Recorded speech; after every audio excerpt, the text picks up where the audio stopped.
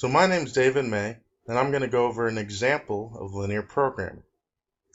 So first, let's talk a little bit about what linear programming is.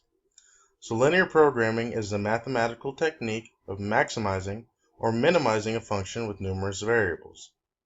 So where can this be used? It can be used in a ton of different problems. It can be used when you're finding the most efficient price to sell a product, and the most effective size to build a house, or even the most fuel efficient speed to drive a car. So let's go over an example of a linear programming problem. So a farmer has to find out how much feed he has to buy for his chickens. He knows that they need a certain amount of three nutrients, A, B, and C, to survive, and he has to pick between two feeds, X and Y. He is trying to find the optimal amount of feed to buy to meet those nutritional needs. So the chickens need 14 units of nutrient A, 12 units of nutrient B, and 18 units of nutrient C. Now the two bags, the bag of X has 2 units of A, 1 unit of B, and 1 unit of C, while the bag of Y has 1 unit of A, 1 unit of B, and 3 units of C.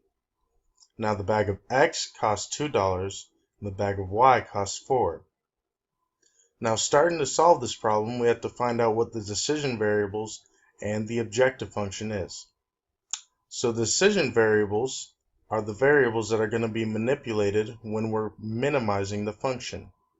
So we're trying to find the minimum amount of the X and the Y bags that we need to buy so the chickens will have the minimum amount of nutrients. Now we're also trying to minimize the cost. So a bag of X costs $2 and a bag of Y costs $4. So we're trying to minimize the function of 2, which is the price of a bag of X, plus 4, which is the price of a bag of Y. So to do this, we first have to make the constraints. So we have the 3 nutrient constraints. So looking back at this, we see that an animal needs 14 units of nutrient A, 12 units of nutrient B, and 18 units of nutrient C. But the bag of X only provides 2 units of A, and a bag of Y only provides 1 unit of A.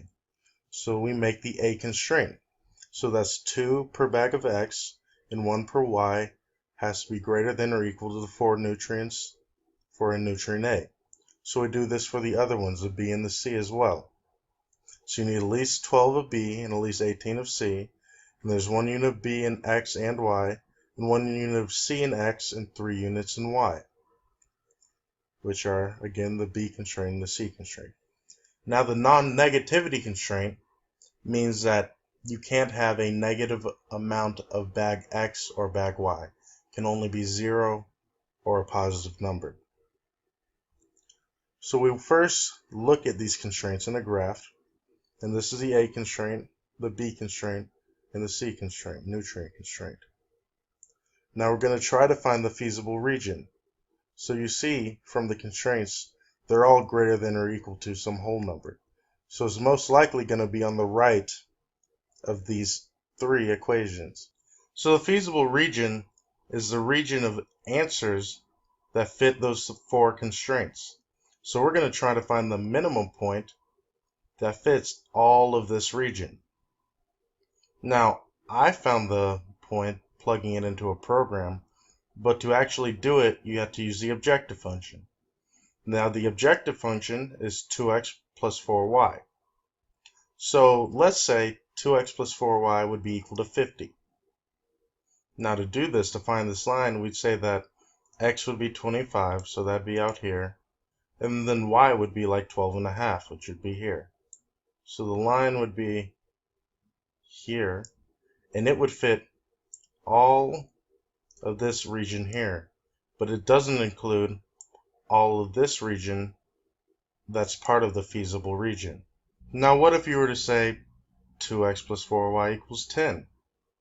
So then x would be 5, and y would be 2.5, so then it would be right around here.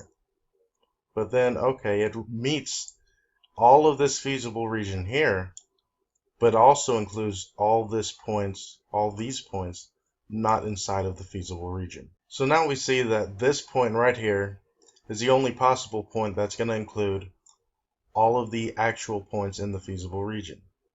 So it's at 9, x is 9, and y is equal to 3. So going over it, plugging it into the objective function, 2x plus 4y, it's going to be equal to 30.